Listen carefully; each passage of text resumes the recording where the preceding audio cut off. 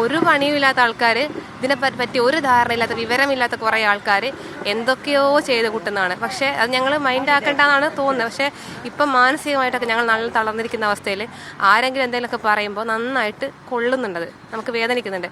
പക്ഷെ എന്നാൽ ഇങ്ങനെ ആര് പറഞ്ഞാലും നമ്മൾ തളർന്നൊന്നും പോവില്ല. കാരണം ഞങ്ങൾ ആവശ്യം തികച്ചും ന്യായമാണ്, അർഹതയുള്ളത് മാത്രമാണ്.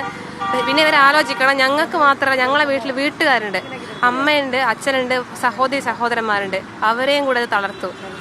അവർ ഇപ്പോൾ ആരും സ്വന്തം മക്കൾ ഇങ്ങനെ തെരുവിൽ കിടക്കുന്നതോ പോട്ടെ, അവരും കാണുന്നുണ്ടാവില്ല ഇങ്ങനെയുള്ള മോശം കമൻസ് വരുന്നത്. ഈ പറയുന്ന ആൾക്കാർക്ക് വീട്ടിലെ ആൾക്കാരൊന്നും ഇല്ലയെന്നാണ് തോന്നുന്നത്. അല്ലെങ്കിൽ മനഃപൂർവ്വം എന്തിനോ ദ്രോഹിക്കാൻ വേണ്ടി നടക്കുന്നത്. ആരെയും സംരക്ഷിച്ചില്ലെങ്കിൽ ഉപദ്രവിക്കാണ്ട് നിന്നൂടെ? ഇപ്പോൾ നിങ്ങൾ ഇവിടെ മഴ പെയ്യുന്നത് നിങ്ങൾ കാണുന്നില്ലേ? നമ്മളെല്ലാം മഴയും വെയിലും കൊണ്ടാണ് ഇവിടെ നിൽക്കുന്നത്. പലർക്കും വയ്യ, തീരെ സുഖമില്ല. ഇന്നലെ ഹോസ്പിറ്റലിൽ പോയ ആൾക്കാർ ഇന്നിവിടെ നിൽക്കുന്നുണ്ട്. അപ്പോൾ ഈ ശരീരത്തിൻ്റെ വേദന നമ്മൾ മറന്നുപോയി, മനസ്സിൻ്റെ വേദനയും അത് മാത്രമേ ഇപ്പോൾ നമ്മൾ ഏറ്റവും വലിയ പ്രശ്നം. അതിനൊരു കാരണം ഇവരാണ്. ഇവർക്കൊന്നും ചെയ്യാൻ പറ്റൂലെങ്കിൽ ദയവ് ചെയ്ത് ഉപദ്രവിക്കരുത്, അപേക്ഷയാണ്.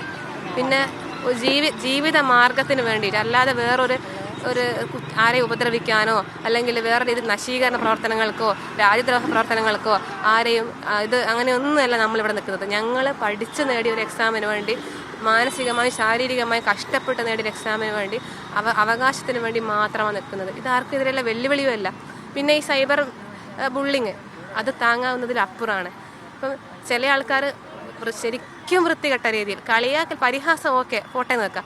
പക്ഷെ ഒരാളെ ഒരു പെൺകുട്ടികളെ ശരീരഭാഷയെ വരെ വെച്ചിട്ട് കമൻ്റ് ചെയ്യുന്ന ആൾക്കാരുണ്ട്.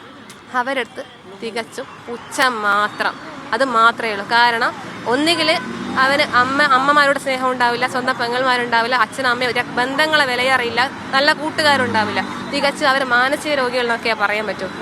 അല്ലാത്ത ഒരാൾക്ക് ഇവിടെ പോകുന്ന ഇങ്ങനെ റോഡിലിവിടെ ഞങ്ങൾ നിൽക്കുമ്പോൾ എത്രയോ അമ്മമാർ, അച്ഛന്മാർ, അതേപോലെ കുട്ടികൾ വന്നിട്ട് നമ്മളടുത്ത് സാരമില്ല, ജോലി കിട്ടും, പേടിക്കണ്ട, ഇവിടെയല്ലേ നിങ്ങൾ സുരക്ഷിതരാണ്, എല്ലാവരും കൂടെ ഉണ്ടെന്നൊക്കെ പറഞ്ഞ് ആശ്വസിപ്പിക്കുന്നുണ്ട്. അങ്ങനെ ഒരു സമൂഹത്തിൻ്റെ ഒരു വിഭാഗം ആൾക്കാർ നമ്മളെ കൂടെ നിൽക്കുന്നുമുണ്ട്.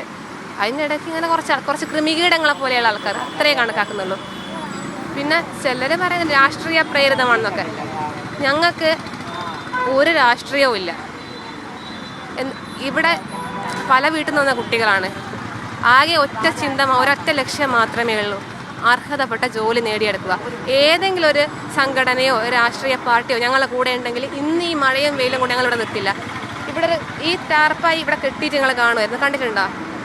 ഇവിടെ ഒരു നേരം ഭക്ഷണം കഴിക്കുന്നത്, അതും കഞ്ഞി.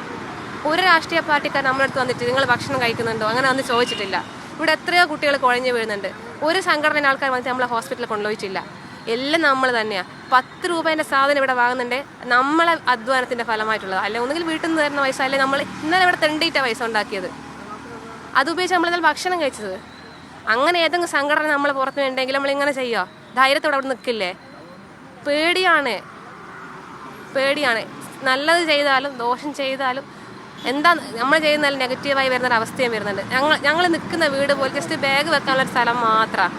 അത്രത്തോളം കഷ്ടപ്പെട്ടിട്ട് അവിടെ നിൽക്കുന്നത്.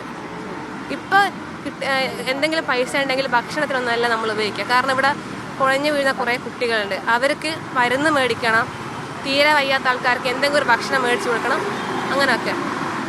അത്രയും പരിതാപകരമായ അവസ്ഥ. ഇങ്ങനെ ഒന്നും അറിയാണ്ട്, കഥയറിയാണ്ട് എന്താ പറയണ്ടേ, ഇങ്ങനെ പരിഹസിക്കുന്നവരോട് പ്രത്യേകിച്ചൊന്നും പറയാനില്ല. ആദ്യം ഒന്ന് ന്യൂസ് കാണുക, മീഡിയസിൽ ഇവർ കാണുന്നുണ്ടല്ലോ, ആദ്യം മുതൽ ന്യൂസ് കാണുക. പിന്നെ ഒരു സംഭവം അല്ലെങ്കിൽ അതിനെക്കുറിച്ച് അഭിപ്രായം പറയണമെങ്കിൽ അതിനെക്കുറിച്ച് അറിഞ്ഞിരിക്കണം. എന്തെങ്കിലും അറിഞ്ഞിട്ട് ഇങ്ങനെ സംസാരിക്കുക.